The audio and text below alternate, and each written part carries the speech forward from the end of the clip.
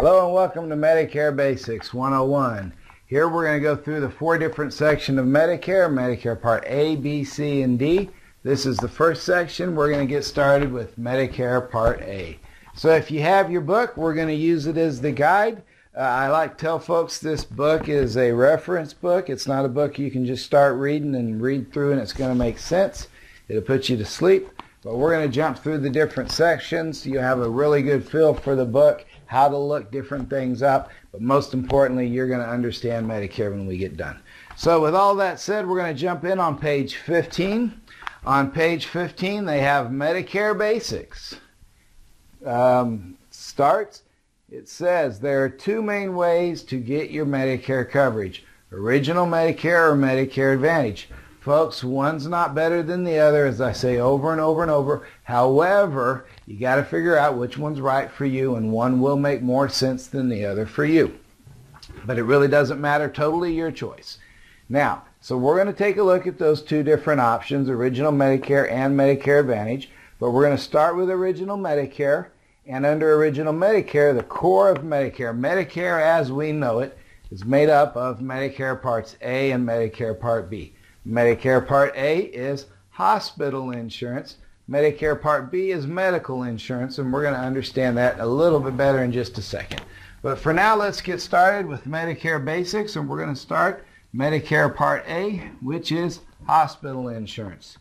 Now, before we jump into that, since we're going to cover a lot of ground here, we'll move on the book to page 22. If you're going on to Medicare, this is a common question: when do I go on Medicare? Since we're starting at the beginning, this is part of it. When the month of your birthday, you have 3 months prior and 3 months after and the month of, so that's 7 months total. They have that chart here on page 22. And you always go on Medicare the first day of the month, as long as your birthday is not the first day of the month. Then it would be the first day of the previous month. So my birthday, for instance, is on the 28th of the month. So I would go on Medicare September 1st as opposed to September 28th. If you're born on September 2nd, you would go on September 1st. If you're born on September 1st, you would go on August 1st, the previous month before on the day. So that's a common question you get asked a lot. Most people enroll, call the Social Security office, get it taken care of 3 months prior to their birthday. But you do have 3 months afterwards if for any reason you missed it. Okay, now we'll get back to Medicare Part A. If you flip in your book to page, 34. Yep, correct, 34. We're going to find Medicare Part A covered services. Medicare Part A is hospital insurance. So let's find out exactly what that means. Folks, we're always in the book, they're going to go on and on and on in the book about everything that's covered. We worry about what's not covered. Again, we're here to help you. They'll be more than glad to tell you what they cover. They don't tell you what they don't cover. That's what we're here to do. So with that said, under Part A, hospital care, inpatient, Medicare covers semi-private rooms, meals, general nursing, and drugs as part of your inpatient treatment, and other hospital services and supplies, which it goes on to list a few. Go on down the next sentence. This does not include private duty nursing, a television, a phone in your room, separate charges for these, or personal care items like razors, slippers, and socks. It also does not include a private room unless medically necessary. However, folks, here is the big line. The reason we read the entire sentence to you here: if you have Part B, it covers the doctor services you get while you're in a hospital. So while you're in a hospital, doctor services are not covered under Medicare Part A, hospitalization. Doctor services are covered under Medicare Part B, medical services, like we learned on page 15. This is doctors. So for right now, that's really all you need to know about Medicare Part B, is that doctors are covered under Medicare Part B.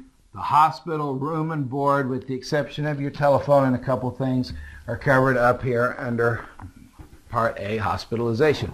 Originally, when Medicare came out back in 1965, all there was this hospitalization. Part B was added later, and then Medicare Advantage later, and on it developed.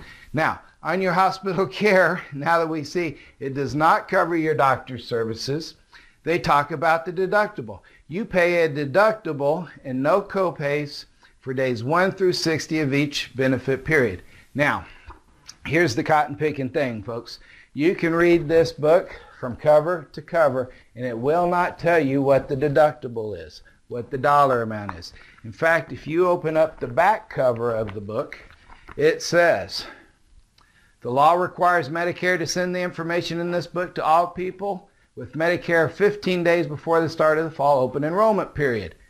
The 2012 premium and deductible amounts for Part A and Part B were not available to include at the time of printing. So, with all the information, like I've told you, they'll tell you everything Medicare covers, but they're not going to tell you what it doesn't cover, including nowhere in here will you find the deductibles and the copays. However, if you go to the Medicare.gov website, you can find them there. So we are going to tell you what they are. First of all, when you go into the hospital under Medicare Part A, as we just read, you will pay a deductible and no copayment for days 1 through 60. So you have a deductible for days 1 through 60 of each benefit period. Now, we're going to talk about a benefit period in just a moment. But first, what you need to know is that deductible is $1,156. That's what you would be responsible for when you walk into the hospital. You have a deductible, but once you've paid it, that's good for the next 60 days. But this deductible is not, and this is where a lot of people get confused, this is not a yearly deductible. It's per benefit period. So to find out what a benefit period is in the book, you're going to skip to page 137. And on page 137, you will find the definitions. Anytime you see a word in the book that's in blue, you'll find it in the definitions page. Benefit period is the second one. The way that original Medicare, and again, that's what we're talking about, original Medicare is made up of Parts A and B. The way that original Medicare measures your use of hospital and skilled nursing facility services. A benefit period begins the day you are admitted as an inpatient in the hospital. The benefit period ends when you have not received any inpatient hospital care for 60 days in a row. If you go into a hospital after one period has ended, a new benefit period begins. You must pay the inpatient hospital deductible for each benefit period. There is no limit to the number of benefit periods. Okay, so again, this is not a yearly deductible. It's per benefit period. When you've been in the hospital and you've come out of the hospital and been out of the hospital for 60 days, that benefit period ends, and you would have to pay another deductible if you were to go back into the hospital. We always look at worst case scenarios in insurance because you want to know what your worst case scenario is to see if it's justifiable or not. Under Medicare Part A, the deductible, your worst case scenario is you could have to pay that up to 6 times in a year in a worst case scenario. Now that would be a really bad case scenario, but the point is a benefit period is not yearly, it's every 2 months. So if you got out of the hospital, you were out for 60 days, on the 62nd day something happened, you had to go back in, that repeated itself 6 times.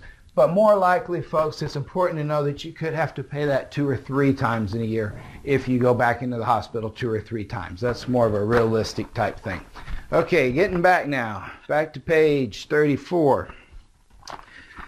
So, you also have a copayment for days 61 through 90. So after you've been in the hospital for 60 days, on the 61st day, your copayments will start. Your copayments for 2012 are $289 per day for each day you're in the hospital, days 61 through 90. Now, when you've been in the hospital for 90 days, Medicare ends. Your Medicare benefits stop. You do not have any more Medicare benefit coverage. Most people are surprised by that, but that's the reality. Okay, however, there is one catch. There is one life preserver. You have what's called lifetime reserve days. Lifetime reserve, oh boy, Here we go. And you have 60 of them. You get 60 lifetime reserve days once you've been in the hospital for 90 days and your Medicare benefit ends. These 60 lifetime reserve days, once you use one of them, you never get it back. When you have used up your 60 lifetime reserve days, you no longer have lifetime reserve days, and you only have 90 days of hospital coverage. Okay, the lifetime reserve days also have a copay. That is $578 this year. $578 for each one of these 60 days. Now, you may be realizing that could add up to a lot of money. Yeah, it could. So let's take a look here at the numbers. Medicare Part A, your deductible, if you were to go into the hospital, is right there. Now, in a worst case situation, let's say you're in the hospital for more than 60 days. We're looking at a catastrophic confinement here. If you're in the hospital for more than 60 days, starting on that 61st day, when your $289 per day copay kicks in, up to day 90, well, that would run you $8,001 for being in the hospital 90 days. Now, if you're still not able to go home and you're staying in the hospital and you start using up your lifetime reserve days and you go through them, 60 at $578 a day, that comes to $34,680. When you total all of that up, if you were to be in the hospital in a catastrophic confinement for 90 days, use up your other 2 days here, or your 60 days here, 2 months, that gives you 5 months of coverage, and you would leave the hospital owing, under Medicare Part A, $44,217. That's your worst case scenario. Now, that's just Medicare Part A. We haven't got to Medicare Part B yet. So we're going to learn in the end, folks, that people do not put themselves at risk for this kind of money. They buy Medicare supplements. But before we get to that, let's get through Medicare Part B. This has been Medicare Part A. That's pretty much it in a nutshell for the beginning. We'll go from there in the next video. Thank you much.